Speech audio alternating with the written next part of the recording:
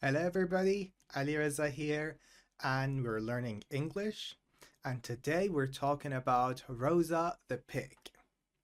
So we're going to read the story and learn some words, improve our English levels. So let's start. Rosa loved shoes. Her closet looked like a small shoe store. She didn't remember how many pairs she owned, only that she couldn't close the closet door anymore. So we're talking about a girl who loves shoes. She's in love with shoes and she has many shoes, many pairs of shoes. She has so many, she can barely close the door of the closet. Let's learn this phrase, barely. Barely. Barely means nearly not. It means it's something happens, but it happens only barely. So, barely means something can be done not so easily. So she has so many shoes, she can barely close the door of the closet. Okay, let's move on. She didn't remember how many pairs she owned. So let's learn the phrase own. She owned many pairs. She has many pairs. To own is to have. Like, I own a house. Owner is the person who has something. The owner of this house is not here. It means the person who has something is the owner. If you find something, you should try to give it back to the right owner, to the rightful owner.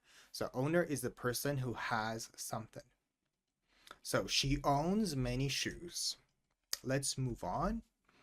Every weekend, she told herself she would just look at the new styles. Somehow, she always left the shop with a box in her hand. So she is an impulsive buyer. Let me see if I can. Compulsive buyer? Compulsive. Compulsive shopping. Yes, that's the phrase. Compulsive buying. A compulsive buying person or a compulsive shopper is a person who cannot control herself or himself. If you cannot control it, if you see something, you have to buy it. Then you're a compulsive shopper. So that's compulsive buying. Every weekend, she told herself she would just look at the new styles. She just wanted to do window shopping.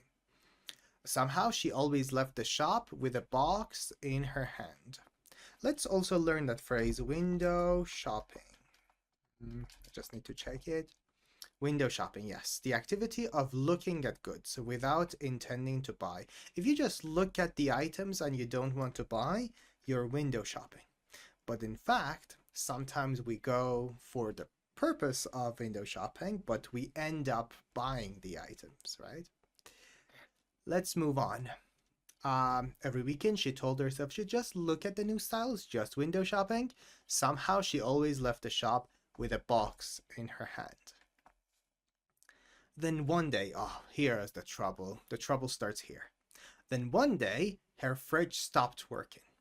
It made a strange noise, and then silence. The food started to melt. She called the repairman, but after hearing the price, she nearly dropped the phone. Drop. So here's my phone. I drop my phone, okay? You drop it. So she nearly dropped the phone. Why? Because the price was too much. Let's add a sentence here. She could barely speak anymore. She was shocked she could barely speak anymore. You remember the phrase barely? Nearly not. So she could barely speak. She could speak, but with difficulty. Why? Because the price was high. The fridge was broken. The fridge had broken down. Let's learn this phrase. Break down is to stop functioning. Stop working. Okay. I think I need to stop working. So when something stops working, you say it broke down. Like the car broke down in the middle of the road. So breakdown is to stop working. So one day her fridge broke down and she called the repairman And the repairman told her a high price and she nearly dropped the phone. So what should she do? What do we know? Uh, I mean, maybe she can sell all the shoes she has? I don't know.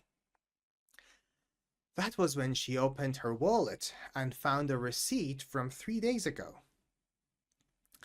$89, limited edition sneakers. She checked her bank account, $23.75. No fridge repair today. She ate half-melted ice cream for dinner and stared at her expensive sneakers. So here something horrible happens. She starts to realize, I spent so much money on shoes, now I need to repair the fridge, I don't have the money for it. It's a moment of realization. So let's read it again. That was when she opened her wallet. Wallet is where you put your... My wallet is not here. It's where you put your money. She opened her wallet and she saw a receipt. Pay attention, the P here is silent. Receipt. She found a receipt from 3 days ago. The receipt shows when you did shopping, how much money you paid. $89, limited edition, very special sneakers. Sneakers are the type of shoes you can see in the picture. She checked her bank account, only through $23.75. No repairing today. She couldn't repair the fridge. So she ate half-melted ice cream. Melt is when something becomes water, it becomes liquid. Like, let's say, due to global warming, the ice caps are melting. Ice caps are melting. The ice caps are melting. So melt is to become water. When you put ice cream outside the fridge, it starts to melt. So the fridge, she couldn't repair it, and she started eating half-melted ice cream for dinner and stared at her expensive sneakers. Stared at. Stare at is to look at something for a long time. When you look at something for a long time, like, consider this. He was so sad, he was just staring at the wall. Imagine someone keeps looking at the wall for a long time. They're staring at the wall. So stare at something is to look at something deeply and for a long time. Stare at. She was just staring at the sneakers and she was deep in thoughts. What should she do? That night, she decided something had to change. She wrote no shopping for 3 months on her wall. She called it her tight budget plan. Now, when she sees cute shoes, she waves at them and says goodbye. Okay, so I love this part of the story because the story could just talk about how she fixes this problem, but that's not really important. What's really important is what can she do moving forward? What can she do in the future? I'm so excited about this part of this story. I'm just breaking everything. So she has come to a realization that something needs to stop. She cannot just keep doing this, and she needs to have a plan. She needs to have a tight budget. Let's learn this phrase. She needs to have a tight budget.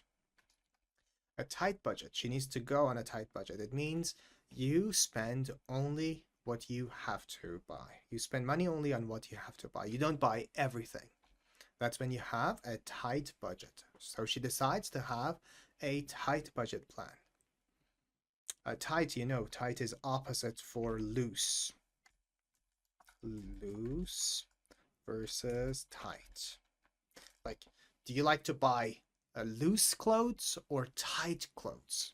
So that's the meaning of tight, literally. Okay, so she decides she needs to have a tight budget and only go shopping when necessary.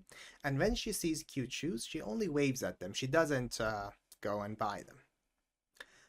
Okay, let's look at the word we want to learn, the phrase, a tight budget. Not much money to spend. When you don't have much money, you must be very careful about what you buy. That's when you have a tight budget. There are 3 example sentences there. Let's read them. I'm on a tight budget, so I'm cooking at home instead of eating out. Pay attention to the preposition used. I'm on a tight budget. You can be on a tight budget. We're on a budget. They planned a small wedding because they were on a tight budget. So when you don't have much money, when you're on a tight budget, then you need to plan a small wedding. He didn't buy the jacket because he was on a tight budget that month. There's also a part of improvements. These are sentences that you can improve. You can make them better using the phrase a tight budget. I think that's a practice you can do. You can just read the sentences. I'll read the first one. I don't have much money this week, so I can't buy anything extra. It means I'm on a tight budget this week. That's easy, right? But then the questions, this is the core, the main takeaway of this lesson. That's what you need to do. Here's where you play a role. You will need to answer these questions. You'll just stare at the wall and answer the questions. Number one, what's something you can do to save money when you're on a tight budget? Okay, so for me, I know that when I'm on a tight budget, I need to start cooking more, so I don't need to eat out. That's a big thing that I can do. I think I spend too much money on food, and that's where I would start. Maybe you have a different response. Please answer the question for yourselves, because that's how you can improve your speaking skills. Number two, have you ever had to live on a tight budget? Live on a tight budget. That's a good phrase. And what was it like? For me, yes, there have been different periods in my life. First, when I started going to college, first few months after, I started working. So there have been periods in my life where I was on a tight budget, and they were very helpful. They taught me a lot of lessons. I learned good lessons on how to prioritize your shopping. It was good. And the last one, remember, this is a question for you. You need to answer it. Number three, what would you cut from your spending? I love this phrase, cut. Make some cuts. You need to make some cuts. You need to just, reduce your spendings. If you have to make some cuts and reduce the spendings that you have, what would you do? What would you do? What would you cut from your spending first if you had a tight budget? If I had a tight budget, I would consider cutting some expenditure in food and eating. All right, here's the list of words with their definitions. Closet, the closet where you put your shoes, your clothes. Fridge, refrigerator, fridge. Repairman, receipt. Pay attention, look at the IPA of the word receipt. As you see, there is no P sound. It's a receipt. Maybe we can pay attention to the difference between recipe and receipt. Recipe is how you cook. I can give you a recipe for a delicious meal. That's how you know how to cook a food. That's a recipe. Pay attention. Recipe. But a receipt is when you do shopping and they give you a piece of paper that shows what you bought, how much it is. That's a receipt. What else? Melt to become water, to change from solid to liquid. Did I say water? Liquid. Okay, tight budget, a situation where you have only a small amount of money to spend. Sneakers, it's a type of comfortable shoe. And wave is to move your hands. We got shaking hands. When you see someone, you shake their hand. But waving is this. You wave at someone. Okay, that's it. But I want to talk a little bit about the morale, the lessons learned here, because there's something interesting. There is a good book that we can talk about. Where is it? Okay. Here. I think you should now be... Okay, so the book is called The Richest Man in Babylon. It's a very interesting book. and it was written nearly 100 years ago. And it talks about how saving money is very important. In the book, it talks about how when you get paid, the money is not yours. You need to pay yourself first. When someone gives you a salary, like you get your salary, you need to pay yourself first. And what is that? It's saving some money. When you save 10% of your money, that's the money that you pay to yourself, because all of the rest of your money will go to other people. You'll pay rent, you'll pay for transportation, you'll pay for food. That is not your money, you're giving it away. But the part that remains with you is the part that you save. And that's a main core part of this book. It's a story. It's a very interesting story about Babylon, an old city in ancient times that was very prosperous and successful. And why was it successful? It wasn't because of natural resources, because sometimes people think the way that countries and cities get rich is by natural resources, like drill, baby, drill, like just get oil out of the ground and be rich. But that's not how people and societies get rich. People and societies get rich by investing in themselves and learning and making amazing things and saving money and investing. All of those things can make people and societies rich financially. So the book recounts a very interesting story, and it's amazing. When I think of Babylon, the old city, it makes me think of modern day Switzerland. Because if you look at Switzerland, for example, it's a landlocked country. Let's learn this phrase. It's landlocked. No connection to international waters, right? There is no ocean around it. Um, because, well, I think I need to zoom out. So, like, if you think of a country like the United States, it's surrounded by water, oceans on both sides, right? But a country like Switzerland has no oceans around it. So, geographically speaking, it shouldn't be so rich. But it is rich. Similar to Babylon. Babylon in old times was successful not because of natural resources, but because of the people and the industry and what they did. That was the important part. And there are some lessons that can be learned from this book. I think I have a list of them here. Let me see if I can get them. Yeah. So the lessons from this book, I encourage you to read the book, but if you just want to, for now, have a summary of the book, a, just the lessons learned. Save first. Always keep a part of your money for yourself. Control your spending. Don't buy things you don't need. Make your money grow. Invest your savings so they bring more money. Let your money work for you.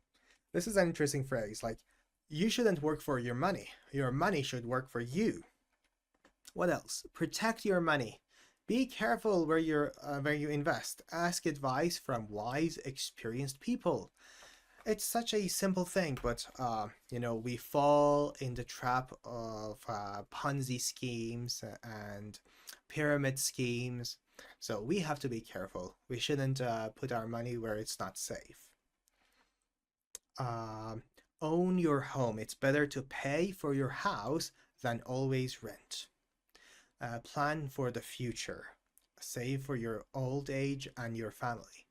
And increase your skills. Learn more so you can earn more. Education and practice make you more valuable. So these are just the lessons, but if you read the book, it's incredible.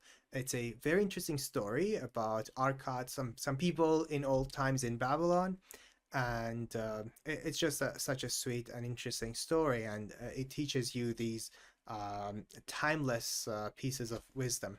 It's incredible. I love the book. So that can help you make better financial choices, which is related to the topic we covered today about saving money and saving for a rainy day. Maybe we can learn this phrase also. Save for rainy day. Rainy day is a day of difficulty, financial difficulty. Okay, that's it. I hope you've enjoyed the lesson, and I'll put these words and phrases in the caption of the video, and I hope you enjoyed it. Have a beautiful day.